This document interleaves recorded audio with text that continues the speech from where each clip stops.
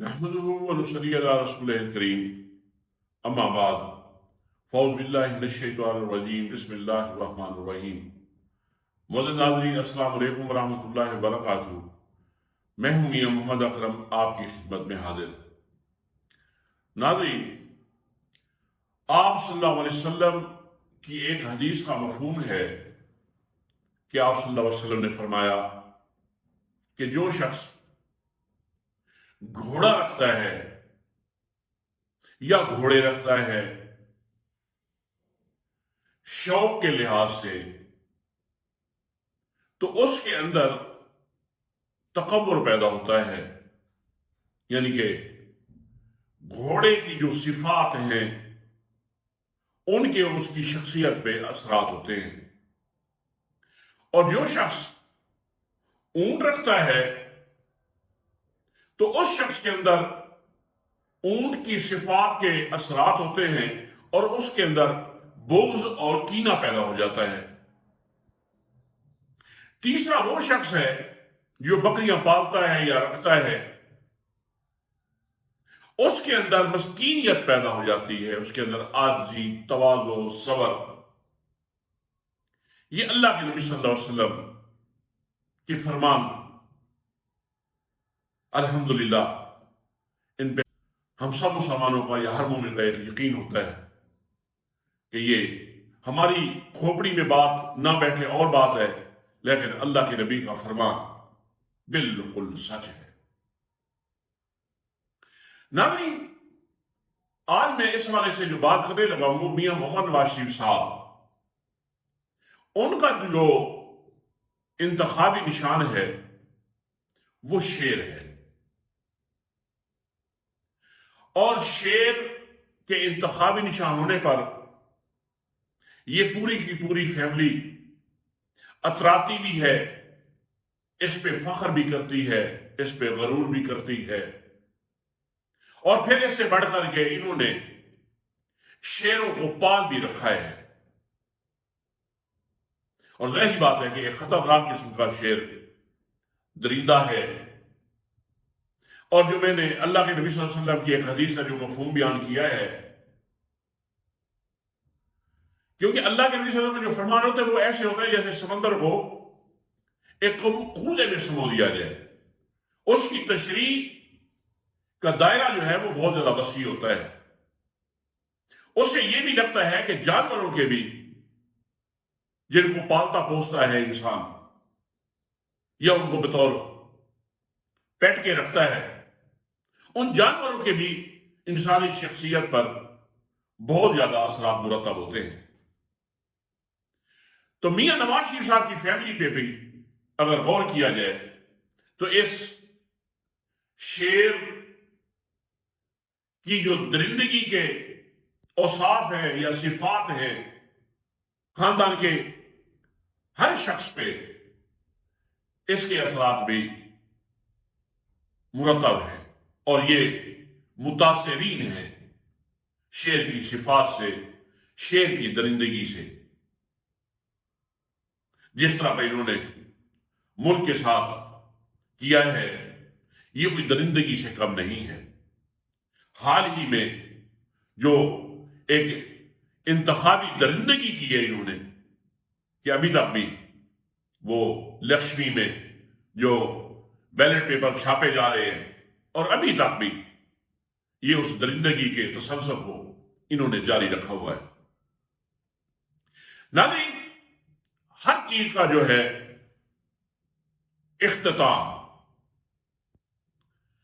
سمجھدار انسان وہ ہوتا ہے کہ جو اگر کسی کام کی ابتدا دیکھتا ہے تو اس کے انجام کی طرف بھی اس کا کبھی کبھی ذہن سے لے جاتا ہے۔ کہ بہت سے دنیا میں اس درندہ کے، اس شیر کے تھیسس لکھے گئے اس کے بارے میں، تو کبھی آپ نے شاید دیکھا ہو یا سنا ہو یا پڑھا ہو کہ اس درندے کا انجام کیا ہوتا ہے۔ پہلی بات تو یہ ہے کہ اس میں کوئی شک نہیں ہے کہ جنگل کا بادشاہ ہے، جنگل کا ہر جانور اس سے ڈرتا ہے، اور اس کی مزاج میں جو یہ خناس ہوتا ہے، یہ درندگی ہوتی ہے، اس کے اثرات سے اس کی اپنی فیملی کے جو شیر ہیں وہ بھی محفوظ نہیں ہوتے۔ تحقیق سے یہ بات ثابت ہوئی ہے کہ شیر ہمیشہ اپنے ماتحت 4 سے 6 شیرنیاں اپنے کنٹرول میں رکھتا ہے۔ اگر اس کے خاندان میں، اس کی اپنی اولاد میں کوئی شیر دوسرا پیدا ہوتا ہے میل، تو جب وہ بلوغت کے قریب پہنچتا ہے تو یہ اسے مار مار کے اس کو بھگا دیتا ہے، تاکہ میرا اپنی اس فیملی پہ روب اور دبدبا باقی رہے۔ اور اس طرح جو شیر جن کو بھگا دیتا ہے مار مار کے، وہ کسی اور گروہ میں جا کے رہنے لگتے ہیں۔ اور یہ بات بھی ثابت ہوئی ہے کہ شیر ہمیشہ گروہ میں ہی رہتا ہے۔ مقصد ہے کہ اس کا ایک مزاج ہے حکمرانیت کا، کہ یہ جہاں بھی چاہتا ہے حکمرانی چاہتا ہے۔ لیکن ناظرین، اس کا جو انجام ہے وہ بھی بڑا خطرناک ہے۔ یعنی کہ جس طرح کا یہ ظلم کرتا ہے اپنی فیملی پہ، پورے جنگل پہ، اس کے ظلم سے کوئی بچ نہیں سکتا، تو اس کا انجام بڑا بھیانک ہے کہ جب یہ بوڑھا ہونے کو ہوتا ہے تو اس کے ساتھ اس طرح کے واقعات ہوتے ہیں، یا تو اس کے اپنے ہی شیر اس لاغر شیر کو مار کھاتے ہیں۔ لیکن زیادہ تر اس کے ساتھ یہ ہوتا ہے کہ اس کو چھوٹے چھوٹے جانور، لگڑ بگڑ، گیدڑ، گدھ اور بعض دفعہ شاہین، عقاب، وہ اس کو اپنی خوراک کا حصہ بنا لیتے ہیں۔ عقاب بھی اس کو اٹھا کے لے جاتا ہے، جس کا ظاہری طور پہ انسان تصور نہیں کر سکتا کہ شیر کے ساتھ بھی اس کے انجام اس طرح بھی ہوتا ہے۔ اور یہ حقائق ہیں۔